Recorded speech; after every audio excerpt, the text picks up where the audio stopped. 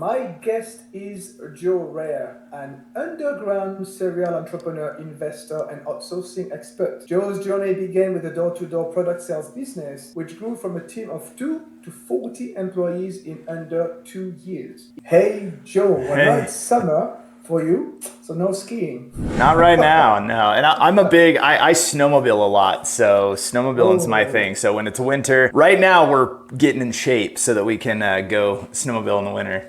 You already miss it?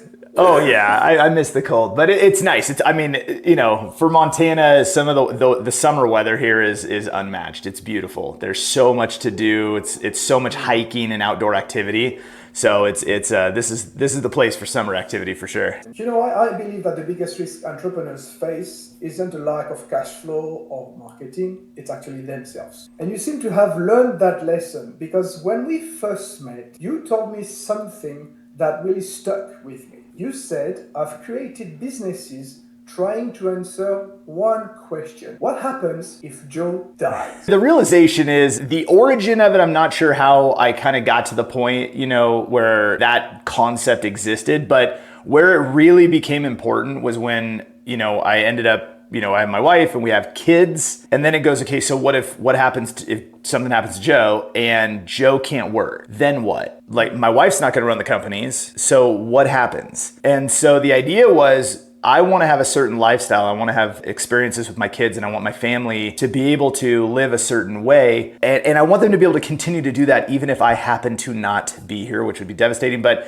if I happen to not be here, I want everything to be able to operate the same. And so it was really out of a point of preservation. How do we preserve everything that we have and what we want in the future for our children and our family, so that so that the business can operate. And I'd done the other side. I'd done the work 12, 14 hours a day and you grind your face off, and it wasn't producing what it should. So if you're working 12, 14 hours a day, you would think you would just have so much, and it was the opposite. I had less freedom, I had less time, and to be honest, I had less money. So when I removed myself and realized, like, hey, what if Joe's not here? How would that thing operate, produce income and all of that? How could we make it work without me? That was kind of the premise, was like to protect my family and our financial resources. But you're saying you had, before you had less money, which means now you have more money, more freedom. For sure. The businesses are better, but how is it possible when you remove yourself? Well, but you just put teams in place. And I know this is like a concept that people like to say is easy. It's not. It takes a lot of strategy. It takes a lot of trial and error. It takes a lot of mistakes. It takes tons of failures. And,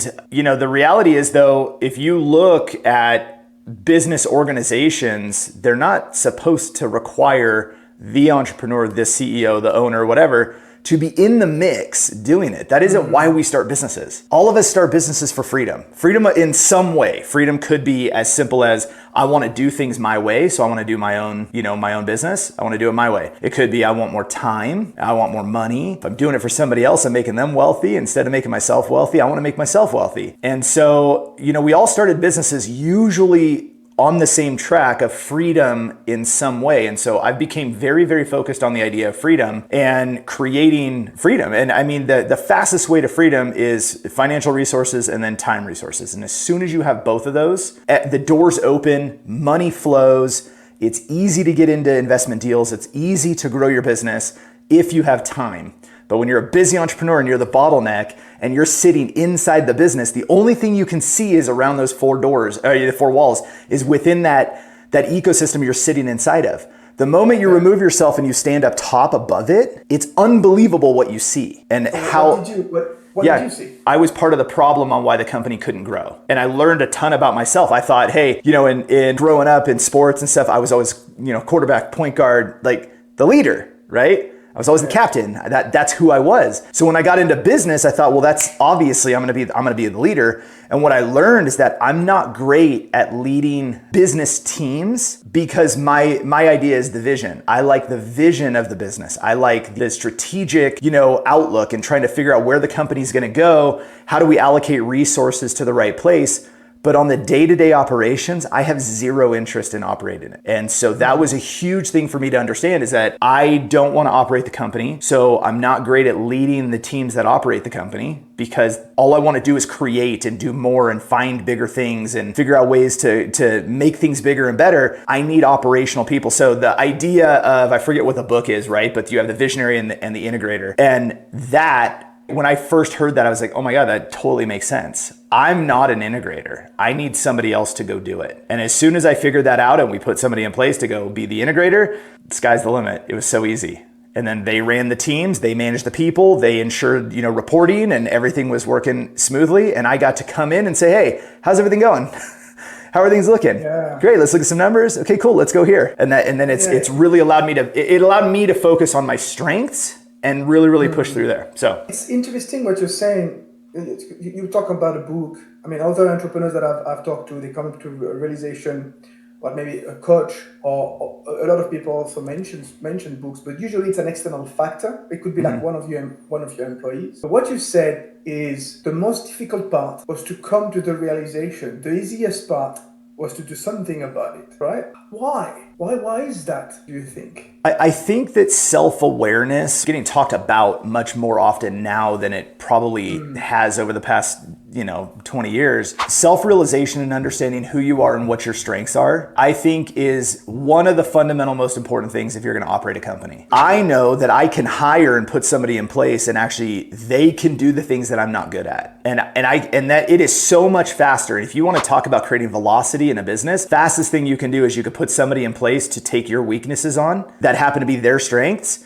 and then you guys team up and you guys fly. I think we've been really successful at doing just that. We can find the gaps, we can figure out what the challenges are. Okay, Joe's not gonna be able to do that. This other person can't do that. So we fill that gap with somebody who's exceptional in just that one area, and then we're off to the races. And so, I mean, it truly is about building teams. It's about building, our processes and our systems and using human beings to actually execute it. And there's technology involved too, but I mean, organizations are teams, and it's teams of people. Businesses are made of people. That's right, 100%. Yeah. That's exactly it. But still, I see so many entrepreneurs being stuck, and because of one of the symptoms, the bottleneck symptoms that I call the inability to let go. Yeah. You want to take it for yourself, and you just like, no. I don't want to give control to someone else.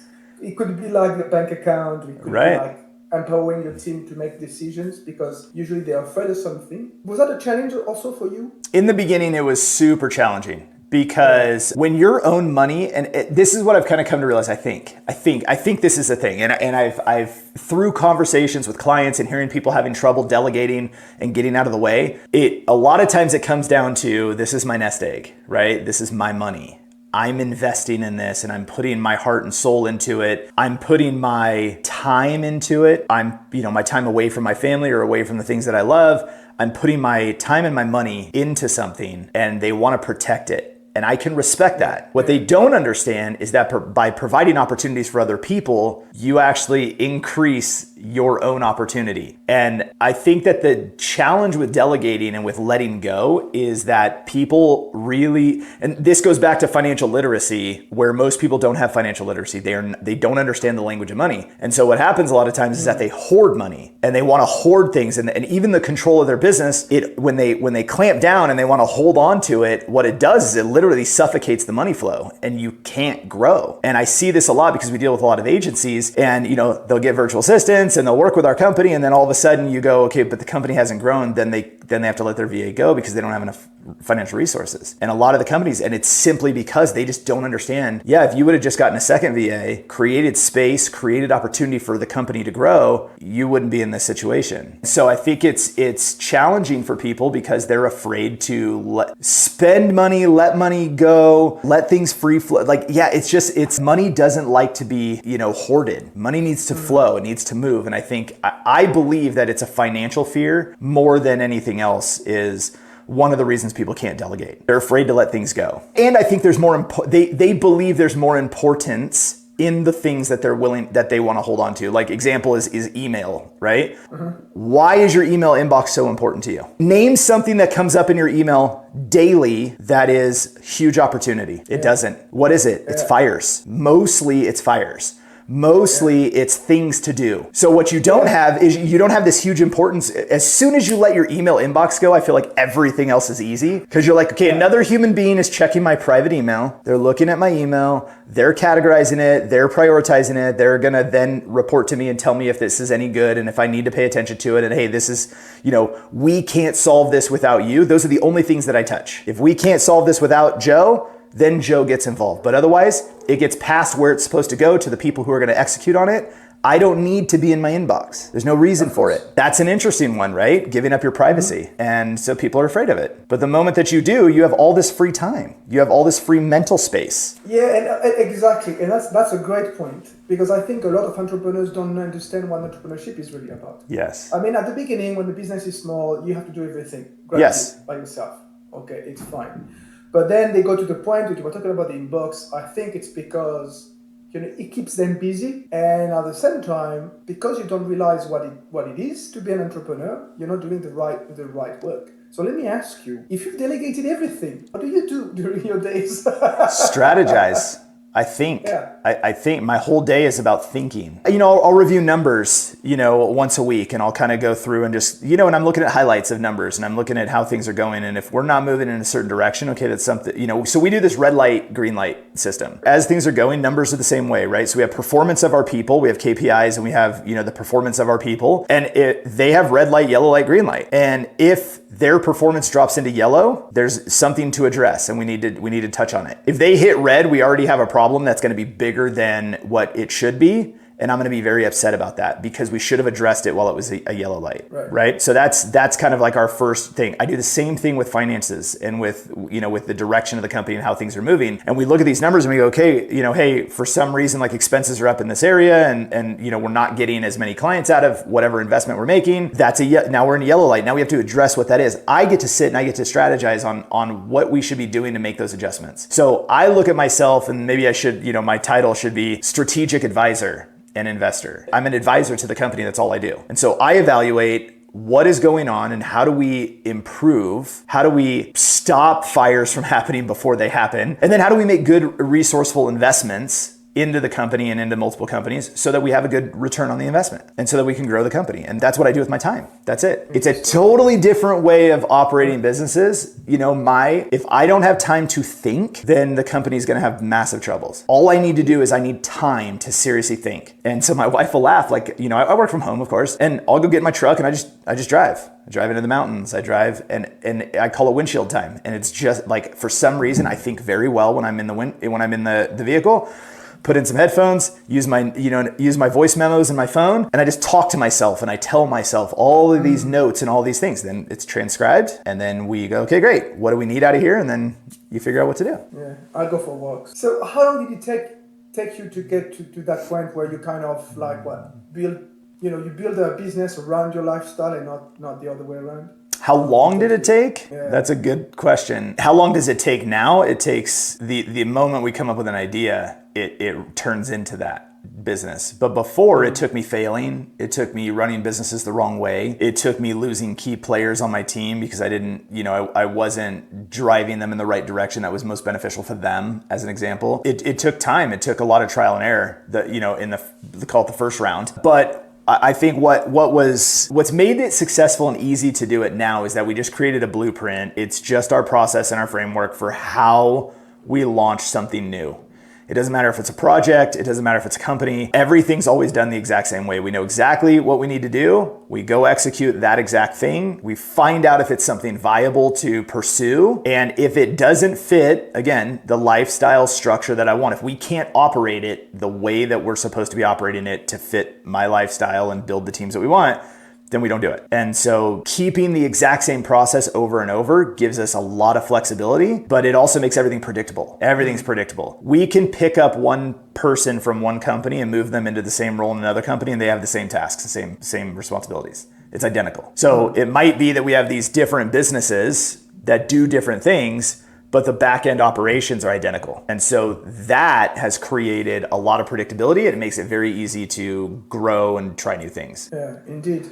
Is this something that now today you're trying to teach your clients? Like, for instance, I mean, I would love to. Here's what's interesting about people is unless they're pursuing how to do it, trying to convince a client like, hey, you should do it my way, doesn't work. No. And it just hasn't. So, I've had thoughts recently, like, I've never really put a course together that taught this. And I thought, maybe I should, and I should just put it out there, launch it, make it really inexpensive so people can afford it, and just go and with the only intent is just say, look, like, this is how I've done it. And, I've done some pretty cool stuff, like for, I'm 42, so I'm not, young and kicking, but I'm not old either. And I've got a ton left to do, and I've got lots of opportunities to pursue. And what I do know is that, like in the intro, you said, we have 4 companies that we operate, but the reality is now we're up to 6. And we just launched 2 over about 90, 120 days with 2 companies. Both of them are profitable. Both of them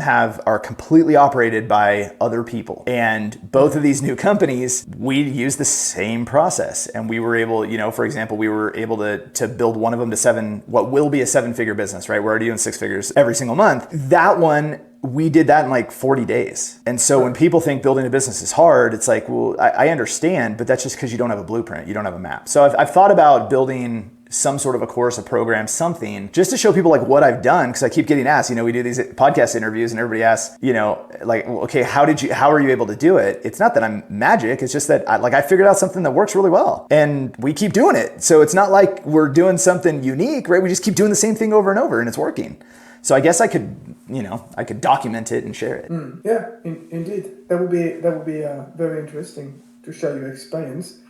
You mentioned, you had like a lot of failures, a lot of learnings along the way. Yeah. Somewhere, I think in your description, or I read something like saying like the road was definitely made of dirt with a lot of potholes. Can you mention some? Oh gosh, the dirt with the potholes. So I bankrupted myself in real estate the first round because I was in my mid-20s and I was an idiot and I didn't know what I was doing. I got into it. I sold my first company when I was in my early 20s and I was young. And so I didn't get as much money as I should have. Looking back, I'm like, oh man, all I had to do was ask for more and they would have been like, yes, 100%. And so I didn't get as much as I wanted, but it got me into real estate. And in theory, I had a good run and it was working really, really well for the time. The problem was I didn't have any experience to know when to see the signs of things were going to get bad. So when the market crashed in 08, 09, I was wrapped in the middle of doing a bunch of fix and flips and I had a bunch of properties and I had to give 8 properties back to the bank. And so it was,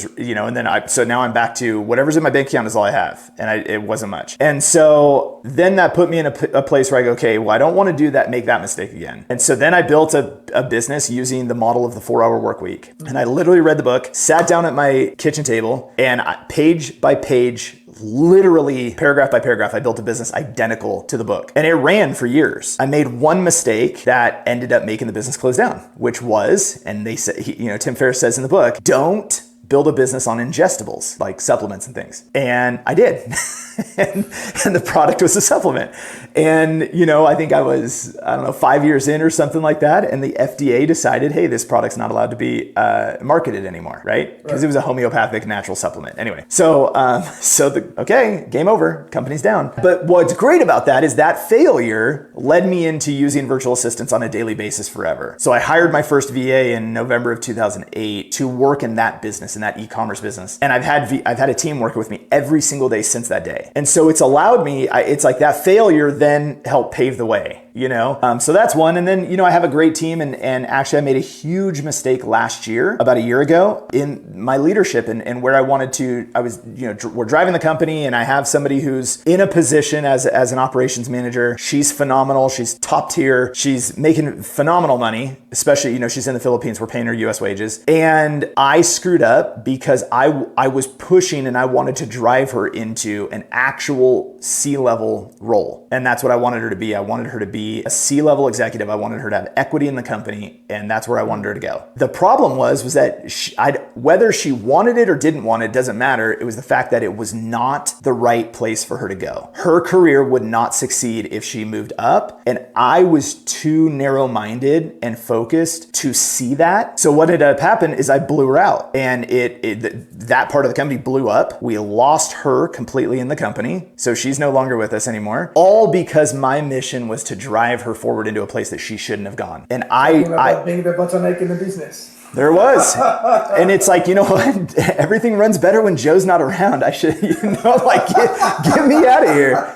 And so as soon as I leave, everything gets better. And and it was like, you know what? I look back and I'm like, she was operating everything phenomenal, and I blew it up. And that was stupid. And that was a huge mistake I made. And I vowed to look at people's careers differently and really, really support where they believe they should go and really assess their skill set and never try to put them in a position that I think is better if it's not where they need to be. And so that was a huge lesson. That was a gigantic lesson. Yeah, you bet. Can we talk a little bit about the advantages of virtual assistants? I just hired my own virtual assistant. I can see virtual assistants popping up everywhere right now.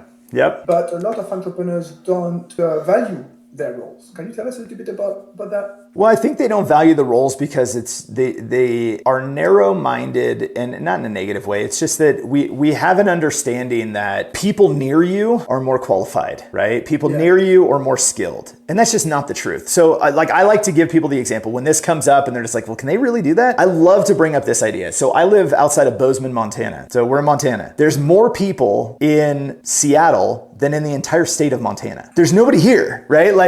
But don't move here or anything, because Montana's full. That's what we like to say.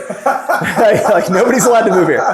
But the reality is so in the, Bozeman itself is the hub of where I live, right? But there's less than, I think there's 55,000 people. There's nobody's here in reality. So if I wanted to run a company and I wanted to hire key players to run my company here, my options are super limited. Mm-hmm.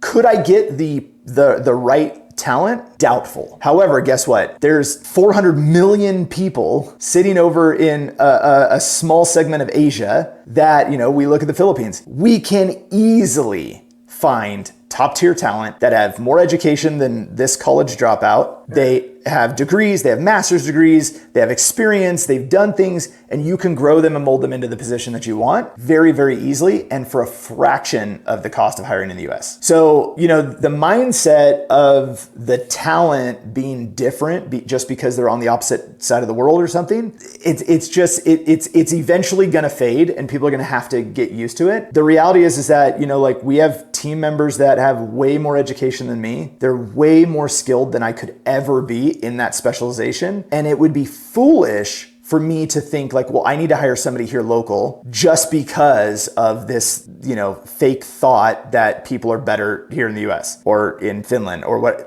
it's just not the case. Every single thing you see that involves my companies or me, I didn't create it. There's nothing out there. This hat didn't make it. Shirt didn't make it. Background didn't make it. Every single thing you see, every video edited, every audio thing that you see, I didn't do any of it. It's all done by virtual assistants. So what's the value of them? The value is freedom. They create freedom. They give you time back, and they do it at a fraction of the cost of hiring local. Yeah, I lived 20 years in Southeast Asia before Finland, so I can tell you, I confirm. Yeah, there are a lot of talents over there. It's unbelievable. And the Filipinos are very close to America. Yes, in terms of and that's how we landed there. Is that I tried everything. I tried India, I tried Sri Lanka, I tried Pakistan and Vietnam, and we tried all these places. When I hit the Philippines and noticed they wear our clothes, they listen to our music, they watch our movies. And I'm speaking from the US side. And street signs are in English, universities teach in English. And I'm like, they get it. They understand our culture and they mimic our culture. And because they do that, it's super easy to have them work on things more than what I found in other countries. Not saying that somebody can't in another country, but that's just what I found. It's been amazing. Absolutely. My VA is from Madagascar.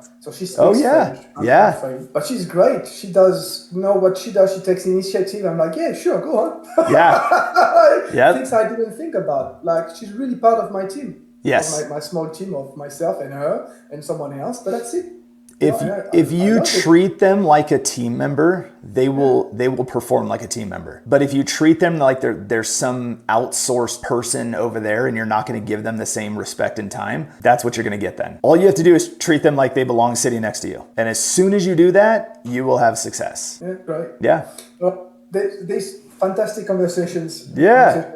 Bottlenecks, man. I have two more questions for you. Fire. First, take your entire experience, of winnings, potholes, and dirt, and everything, and summarize it into one practical recommendation for aspiring entrepreneurs.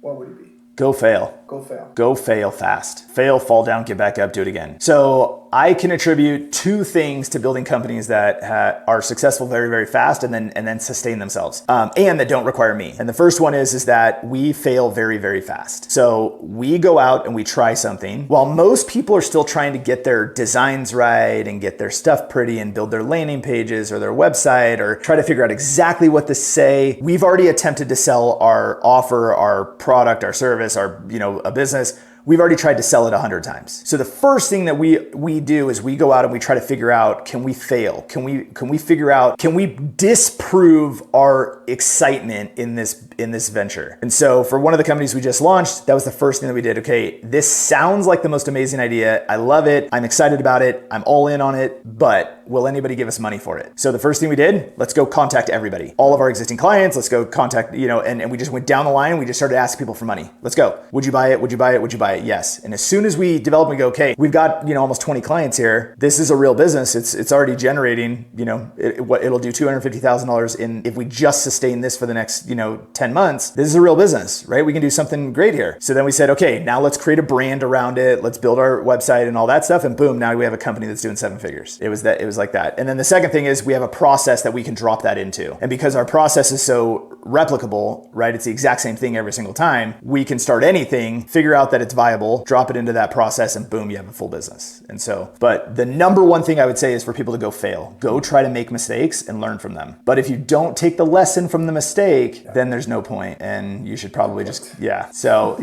go make the mistake, but learn the lesson. Great. Last question. How can people contact you? Very easy. If you want to go to level9virtual.com, top right-hand corner, there's a book a call button. That's a fast way to get in touch with us. Or you can email me, joe@level9virtual.com. Amazing, Joe. Thank you again for your time today. Yeah, my pleasure. Thank you for having me.